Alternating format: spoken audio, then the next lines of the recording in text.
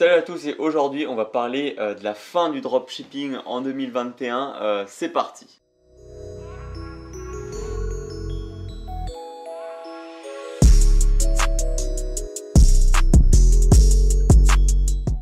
Alors juste avant, en off, juste avant de lancer les caméras, on a commencé un petit peu à débattre de cette question juste là entre nous pour voir un petit peu ce qu'on avait à dire. Et on a tout de suite arrêté parce qu'on s'est dit, faut continuer le débat, mais avec les caméras, ce sera beaucoup plus intéressant. Et je le dis dès maintenant, mais si vous avez des éléments de réponse ou alors des suggestions, des remarques à faire par rapport à ce qu'on dit dans cette vidéo, n'hésitez pas à le mettre en commentaire. C'est un débat assez long, mais qui peut être vraiment très intéressant pour les débutants comme pour les gens plus expérimentés. Voilà, parce que du coup c'est beaucoup d'opinions de chacun, voilà, chacun peut penser un peu différemment. Et surtout que voilà, on va essayer de faire une vidéo un peu en mode... Enfin moi quand j'ai demandé, je suis arrivé, je t'ai demandé pour toi t'en penses quoi de la fin du dropshipping. On a commencé à parler et je pense que ça peut faire une vidéo qui sort un peu des vidéos qu'on voit où voilà, ça parle vraiment, ça montre que par A plus B c'est mort ou c'est encore vivant, enfin bref. Donc du coup voilà, on sait que en plus ces derniers jours il y a eu des polémiques avec Bruno Le Maire qui s'est dit vas-y le dropshipping il faut que ça soit terminé, d'autres politiques qui en ont parlé. Puis après, on sait depuis des années que tous les influenceurs qui se font à chaque fois insulter parce qu'ils font des placements de produits, ou alors les youtubeurs qui parlent du dropshipping de manière négative. Voilà, il y a plein de choses qui font que voilà, le dropshipping ça a une mauvaise vision, enfin une mauvaise, pas vision, je veux dire, je vois ce que tu veux une mauvaise image plutôt, une mauvaise image. Et puis voilà, donc du coup, je vais te reposer la question en live, en direct. Pour toi, est-ce que le dropshipping c'est mort? Le dropshipping pour moi ne sera jamais mort parce que c'est un business model, c'est simplement vendre les produits que quelqu'un d'autre a façonnés. Pour moi, le dropshipping avec AliExpress est littéralement mort. Je vais nuancer mes propos. Dit comme ça pourrait en choquer ou pas certains. Mais pour moi, le dropshipping AliExpress est littéralement mort dans le sens où ça ne correspond plus du tout à mes attentes à l'heure actuelle. C'est-à-dire que j'en faisais et j'étais très content d'en faire en 2019. Mais en 2020 un peu moins content, mais j'en faisais toujours, forcément, ça rend flou la trésorerie si on veut. Donc c'est un moyen très bien pour se lancer, surtout quand on est jeune, quand on est débutant, quand on n'a pas forcément beaucoup de trésorerie. Attention, il en faut quand même.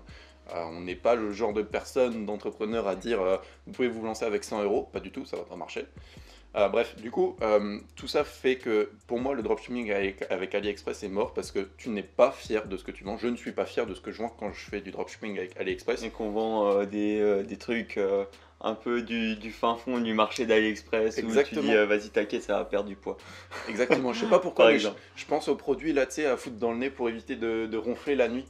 C'est le type dropshipping ça. Le petit truc bleu que tu fous dans le nez là, on s'en bat les couilles de ça. Genre ok tu peux faire beaucoup de cash avec. Il y en a qui en ont fait beaucoup, nous on n'avait pas vendu ce produit là mais... Il y en a qui ont fait énormément de cash avec, mais pourtant les gens vont recevoir un mini sac poubelle.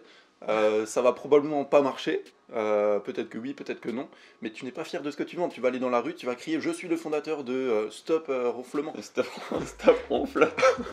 Non, c'est nul, c'est claqué au sol. Par contre, si maintenant tu sors, tu dis je suis le fondateur de, je sais pas, de iSmile, de n'importe quelle marque e-commerce qualitative à l'heure actuelle, bah là ça le fait, t'es fier de ce que tu vends, t'es fier parce que bah, t'as probablement fait du custom, t'as probablement fait du personnalisé, il y a ton logo, le logo que t'as créé, la marque qui est directement sur le packaging, voire même sur le produit. Et les clients ne reçoivent pas un sac poubelle, ils reçoivent un beau carton, un beau packaging avec des petits cadeaux à l'intérieur, voilà, une grosse valeur ajoutée en fait, une grosse valeur perçue également. Le site est beau, le site est bien fait, les créatifs sont belles, les images, tu fais des shootings personnalisés avec des vraies personnes entre guillemets, c'est pas juste tu vas sur AliExpress, tu fais clic droit, enregistrer l'image sous, tu vois, c'est beaucoup plus travaillé, ça prend plus de temps, donc tu as l'impression que c'est plus un business, un vrai business entre guillemets, tu vois. Quand on crée une boutique, on a souvent l'impression de c'est une activité dans mon entreprise et ça peut me permettre de faire peut-être au mieux 500-600 000, vraiment au mieux, alors qu'en soi, une vraie marque e-commerce peut te faire générer des millions si maintenant tu y mets peut-être 2, 3, 5, 7 mois à la préparer, mais par contre derrière ça va vraiment marcher. Donc voilà, globalement j'ai beaucoup parlé, mais je pense que pour moi le dropshipping avec AliExpress est mort par rapport à mes attentes. Je sais qu'il peut en correspondre à certains, mais je le déconseillerai toujours à partir de maintenant, avec AliExpress bien sûr. Par contre, ça peut être toujours un bon moyen de se lancer quand on n'a pas de trésorerie. Mais attention, il faut le faire différemment que quand on le faisait en 2019. Avis très cool. Okay. J'ai un peu donné le mien du coup, parce que pour moi, du coup, le dropshipping n'est pas vraiment mort, mais ça dépend. encore une fois, faut nuancer un petit peu.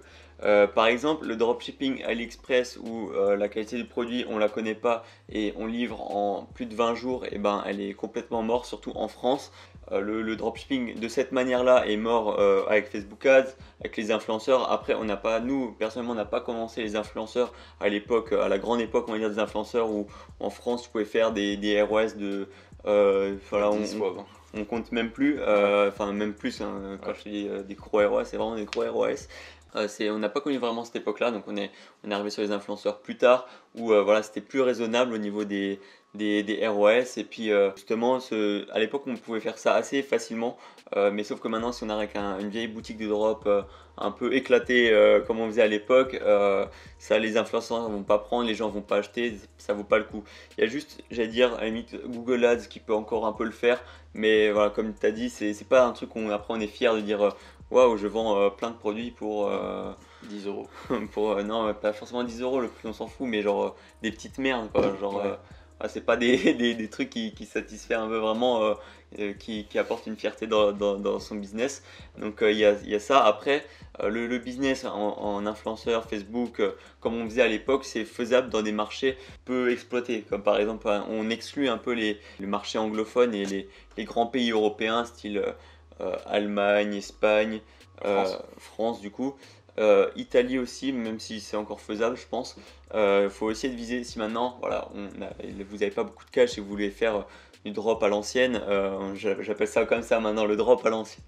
Le drop à l'ancienne, aller sur des marchés nordiques ou bien tout ce qui est Amérique latine, Mexique, etc.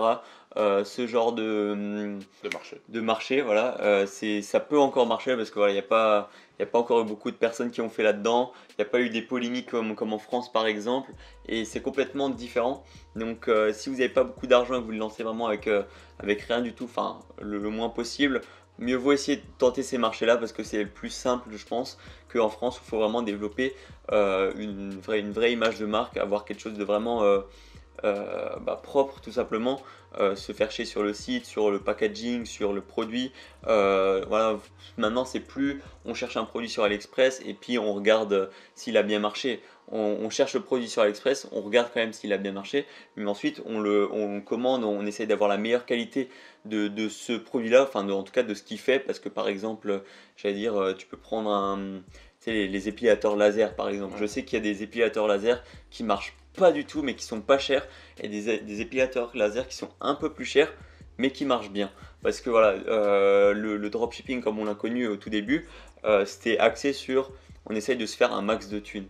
Et maintenant c'est plus on essaye de satisfaire au mieux les clients. Et ça a beaucoup changé, et je pense que c'est comme ça qu'il faut voir le dropshipping si vous faites en mode dropshipping et pas vous faites du stock, etc. C'est essayer de se focus sur les clients en mode il faut qu'ils soient satisfaits, et comme ça si les clients sont satisfaits, vous serez satisfait, et vous serez aussi du coup fier comme tu as dit de dire voilà, je suis fondateur de telle ou telle marque. Voilà. Est-ce que tu veux réagir encore par rapport à ça, parce que avant on a un peu débattu sur le fait de est-ce que c'est mort par rapport à ça, tu as dit que c'est mort partout. Moi je pense pas que ce soit mort du coup partout, mais Non, en fait, quand je dis que le dropshipping à l'ancienne, le drop à l'ancienne, c'est mort, c'est vraiment par rapport à ma vision des choses. C'est mort, en effet, globalement, je pense, pour la majorité des personnes qui voudraient se lancer sur les gros marchés, anglophones, français, espagnols, allemands. Par contre, ça va être possible de le faire sur les marchés un peu moins exploités. Amérique latine, etc. Tu les as dit juste avant. Ça va être possible. Il faudra mettre des choses en place, traduction des shops, etc. Bon, ça, c'est des détails. Mais c'est possible. Pour les gens qui veulent faire, c'est possible. C'est pas mort, effectivement. C'est pas 100% mort. Par contre, selon votre vision, en fait, c'est vraiment votre vision qui va changer. Si vous voulez vous faire du cash, faites du cash avec le drop à l'ancienne, mais privilégiez quand même la satisfaction client, sinon vous allez avoir des remboursements, des litiges, Stripe, PayPal, etc. Juste, j'allais dire, je pense qu'il y aura quand même quelques personnes qui peuvent réussir à faire des boutiques qui marchent bien en drop à l'ancienne en France ou en Amérique, mais je pense que c'est des boutiques qui tiennent pas longtemps. Évidemment, c'est pas le dropshipping qui est mort, c'est la boutique qui est morte. Évidemment, genre vraiment, elle meurt parce que les gens sont pas contents. les score page Facebook, Facebook, ouais. Facebook, voilà, les blocages, donc même Stripe, hein. Stripe, si vous faites de la merde, le client va faire des litiges et le client, ben, Bon, enfin Stripe, s'il y a des litiges, eh ben, c'est blocage ouais. direct. Donc, Si votre site pue le drop à l'ancienne, littéralement, Stripe ne va même pas vous accepter. PayPal, c'est pareil. Je connais plein de gens maintenant qui viennent nous envoyer des messages et qui disent: est-ce que vous avez un compte Stripe? Est-ce que vous savez comment se faire débloquer de Stripe? Est-ce que vous savez comment se faire accepter par Stripe? Ou alors est-ce que vous avez des alternatives pareil justement pour à Stripe? Facebook, hein, du coup. Pareil pour Facebook, c'est ce genre de message. Bah écoutez les gars, faites pas du drop à l'ancienne. Ouais. Ou alors faites du drop à l'ancienne, mais dans d'autres marchés, à ce moment-là, utilisez pas Stripe. Parce que par rapport à Facebook, il y a beaucoup de gens qui disent voilà, Facebook ils font que de bloquer, mais ces dernières semaines quand j'utilise Facebook, eh ben, j'ai pas l'impression enfin moi j'ai eu aucun blocage de compte publicitaire ou de business manager depuis le début de l'année, depuis le 1er janvier 2021 où j'avais lancé, ou même 31 décembre, bref je sais plus, un truc comme ça, j'avais relancé des pubs Facebook et je m'étais fait bloquer 0 fois. Tout simplement parce que j'essaye de faire les choses propres et de pas mettre des sites dégueulasses, des Bien pubs sûr. dégueulasses. On essaye maintenant de faire des pubs, par exemple, où voilà, c'est des gens qui parlent, c'est pas des vidéos à l'ancienne, des vidéos drop à l'ancienne, Les vidéos drop à l'ancienne. où voilà, c'est très classique avec la petite musique, là, la petite vidéo pub que tu trouves sur YouTube en non copyright. On essaye de faire des trucs beaucoup plus propres. Et justement, je pense que ça fait la diff, surtout en 2021, 2022 et tout. Parce que là, il y a une grosse période de transition, je dirais, en 2020, Ouais. Ouais, entre c'est le ça. drop à l'ancienne et le drop d'aujourd'hui. On parle plus de e-commerce en fait. Ouais, À et l'heure c'est pour ça, actuelle. ouais, justement, quand on regarde maintenant sur YouTube les autres e-commerçants, ils disent plus dropshipping, ils disent tous e-commerce. On a Parce que renommé notre chaîne New Story e-commerce ouais, c'est Shopify. pour dire le truc là, c'est que voilà, maintenant c'est e-commerce et c'est plus dropshipping parce qu'en plus le dropshipping a une image mais tellement salie par beaucoup de choses, par les gens Ouais. qui le fassent mal, par les gens qui en parlent. Je regardais la dernière fois une vidéo de Squeezie, comme ça tranquille, et puis je vois, il parle du dropshipping mais en mode, il dit ouais, pas comme du vieux dropshipping, je sais pas quoi, et rien que ça. Genre tu te dis vas-y si tu fais ce business là c'est pas satisfaisant du tout, genre Exactement. tu te fais critiquer à mort et du coup ben c'est ça qui fait un peu En fait, ouais, c'est ça. Le drop à l'ancienne, vous n'allez pas tenir en fait sur le long terme. Je parle surtout maintenant aux débutants qui ne connaissent pas encore, qui n'ont jamais fait ça, ou alors qui commencent à le faire. Le drop à l'ancienne, ouais, c'est vraiment juste transition. Si maintenant vous avez vraiment pas beaucoup de trésor, etc. Attention, il en faut quand même, je me répète. Mais clairement, faites du e-commerce si maintenant vous voulez avoir une bonne fierté, livrer rapidement vos clients, ou au moins ayez une bonne qualité. Ça, c'est ultra important. Mais en vrai, si maintenant on devait donner un peu un genre plan d'action pour quelqu'un qui a pas beaucoup d'argent à Qu'est-ce que dépenser, tu appelles pas beaucoup? je dirais moins de 500, enfin 500 à peu près. Tu vois. Allez travailler. Oui, justement, oui, Ça déjà, aller suffit pas. travailler, l'idéal serait d'aller travailler. Mais genre, déjà, si maintenant vous voulez vraiment vous lancer parce que vous pouvez plus attendre, faites au moins un site de qualité. C'est le seul truc qui coûte pas vraiment cher. On peut se débrouiller avec plein d'astuces pour avoir des sites magnifiques sans forcément payer des shootings, sans forcément payer plein de trucs. Je conseille vraiment voilà, de faire un site parfait, prendre une semaine s'il faut, 2 semaines s'il faut, un mois s'il faut, mais avoir un site propre parce que ça, du coup, c'est la seule partie, on va dire, gratuite où voilà, on peut vraiment investir de son temps pour avoir un truc propre. Et puis même si voilà, la qualité après du produit n'est pas folle ou etc., tu vois, on peut quand même tester comme ça avec le site le plus propre possible et avec tout qui est en place, les mails pour les clients pour qu'ils soient rassurés lors des envois des commandes, tout ce qui est les séquences automatiques, les paniers abandonnés, post-achat, les SMS, mettre en place voilà, des applications, des trucs comme ça, un bon SAV pour que tout soit nickel pour que la personne, dès qu'elle commande sur le site, et ben, elle soit un minimum contente. Un minimum. Et Ouais. puis après, voilà, passer le plus vite possible, soit avec un petit stock. C'est possible par exemple de faire du stock chez votre agent en Chine.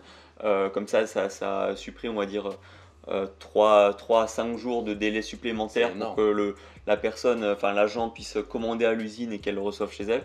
Donc faire un petit stock en Chine et puis plus tard, l'étape d'après, faire un stock par exemple en Europe et livrer avec une société de logistique par exemple. Ou bien juste essayer d'améliorer le packaging, ça on peut le faire dès le début. Ça rajoute peut-être 30 centimes à 1 euro sur le prix du produit total. Ouais. Mais ça en vaut la peine. Pour ça, il faut voir avec l'agent, il faut voir avec les fournisseurs Alibaba, il faut voir en fonction de avec qui vous travaillez. Donc voilà, Pour vous dire en fait, Ouais. globalement, juste, je suis en train de travailler sur une marque, un projet pour moi, et j'ai commandé 120 unités du produit que je vais vendre, plus 120 packaging du coup. Au total, j'en ai eu pour $300. ça fait 260 euros à peu près, 270 euros. C'est rien.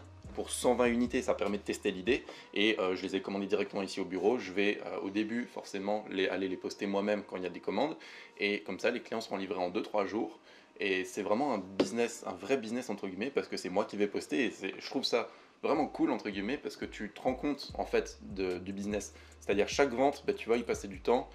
Au début ça peut être cool, après ça risque d'être chiant, ça risque d'être, voilà, et à ce moment-là je délègue à une société de logistique bien évidemment. Mais juste pour vous dire qu'au début, avec peu de budget, 270 euros en l'occurrence, on peut tester largement une idée et même satisfaire largement les premiers clients. Donc c'est vraiment ça l'idée en fait, se lancer avec un budget minime. Moi je pense que c'est minimum, je pense 1000 euros globalement, Ouais, il faudrait 1000 euros. sans compter la formation.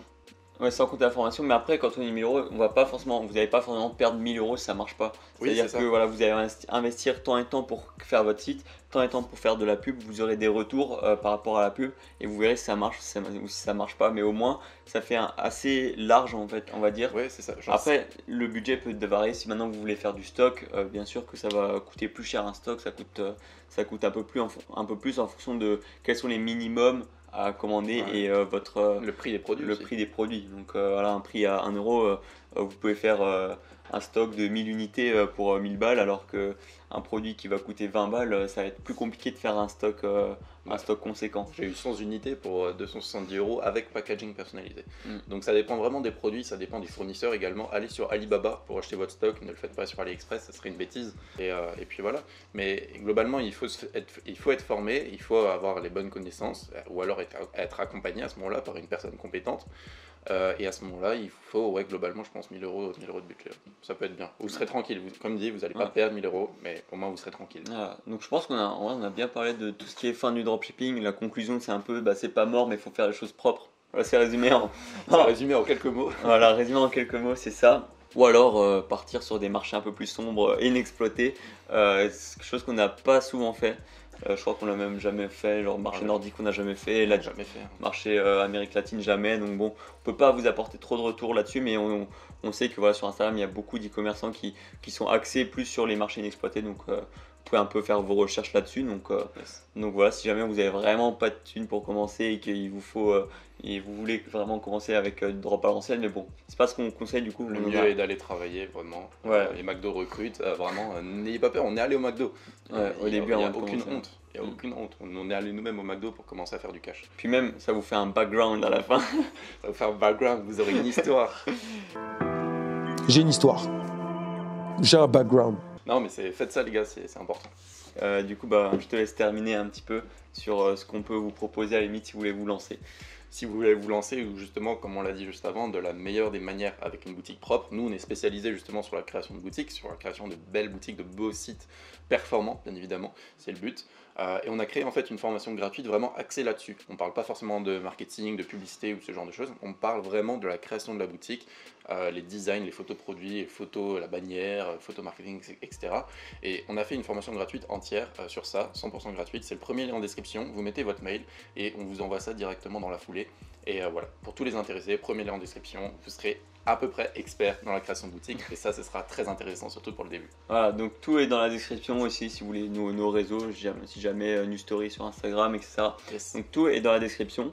Et puis je crois que c'est à peu près tout. Donc jusqu'à la prochaine fois, portez-vous bien, travaillez bien et croyez en vos rêves. Ciao! Salut!